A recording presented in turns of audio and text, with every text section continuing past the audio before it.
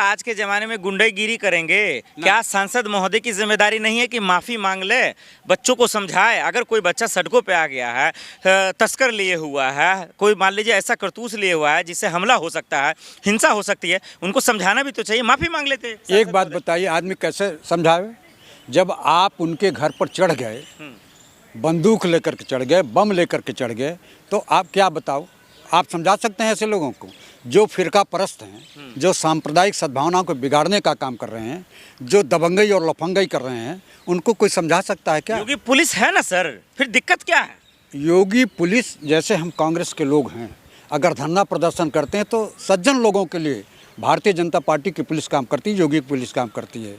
सपा अगर आंदोलन करती है तो उनकी गिरफ्तारी होती है, उनके लाठीचार्ज होता है, उनको जेल में ठूसा जाता है। लेकिन करणी सेना के लोग, जो भारतीय जनता पार्टी के ही लोग हैं, जो बजरंग दल के लोग हैं, जो आरएसएस के लोग हैं, यही लोग भीड़ जुटा करके और करणी सेना के रूप में परिवर्तित करके सपा प्रमुख श्री अखिलेश यादव जी का विरोध कर रहे हैं, सुमन का विरोध कर रहे हैं। नहीं, लेकिन ये जो आप खुलासा कर रहे हैं, इसका मतलब ये होगा कि बीजेपी सरकार या योगी सरकार दरअसल करणी सेना का इस्तेमाल कर सांसद और अखिलेश यादव पर हमला करना चाहते हैं, ये कह रहे हैं आप? निश्चित रूप से यही है कि अखिलेश यादव जी का और सुमन का विरोध करके ये लोग निश्चित रूप से ये दहशत की राजनीति कर रहे हैं, नफरत की राजनीति कर रहे हैं, जो समाज कभी मान्यता नहीं देता। करणी सेना इतना भोली तो नहीं है, उनको तो अकल है, उनका अकल तो ठिकाने में। वो क्यों किसी राजनीति का हिस्सा होगा या किसी सियासत का हिस्सा होगा या फिर किसी का इस्तेमाल कर लिए जाएंगे? वो तो अकलमंद है। मूल रूप से करणी सेना राजस्थान में है। उत्तर प्रदेश में तो समाज के गुंडे हैं, लफंगे हैं, लोफर हैं, जो बजरंग दल के कार्यकर्ता हैं, जो राष्ट्रीय स्वयं संघ के कार्यकर्ता हैं, वो लोग जाकर के वहाँ विरोध कर रहे हैं। उसमें करणी सेना मुख्य रूप से, मूल रूप से नहीं है। लेकिन सर, इसमें योगी या योगी पुलिस या बीजेपी की क्या गलती है? जब भी कोई घटना होता है आप लोग आरएसएस को गाली देते हैं, आज करणी सेना को दे रहे हैं कि सब बीजेपी ही करवा रही है, मोदी सरकार या योगी सरकार करवा रही है। देखिए, आपको बताऊं, गांधी जी इस देश की आज़ादी अहिंसा के मार्ग पर चल करके इस देश की आज़ादी हासिल किए थे। और हत्या किसने किया? आरएसएस का आदमी हत्या किया। तो इन लोगों का शुरुआत ही राजनीति रहा है। जो राम के पुजारी महात्मा गांधी थे, उनको गोली मारा।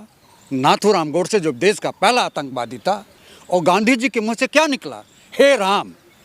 तब जब गांधी जी का हत्या अहिंसात्मक तरीके से नहीं कहा जा सकता, वो हिंसात्मक तरीके से है। उसी आधार पर अखिलेश यादव की इतना नहीं, पार्लियामेंट में एक बसपा के मेंबर ऑफ पार्लियामेंट थे, भारतीय जनता पार्टी के एक सांसद जो हमारे संविधान के विरुद्ध बोलता है। तो बीजेपी ने कार्रवाई की ना सर, लेटर लिखा ना, माफी मांगने के लिए बोला गया ना। आप बताओ, जिनके खिलाफ कार्रवाई होनी चाहिए, जिनको जेल में जाना चाहिए, उनको लेटर लिख रहे हैं, वो माफ़ी मांगे। किस चीज़ का माफ़ी मांगे? क्या विधुड़ी ने माफ़ी मांगा? बीजेपी ने डांटा ना सर, बीजेपी हाईकमान ने एक्शन लिया ना।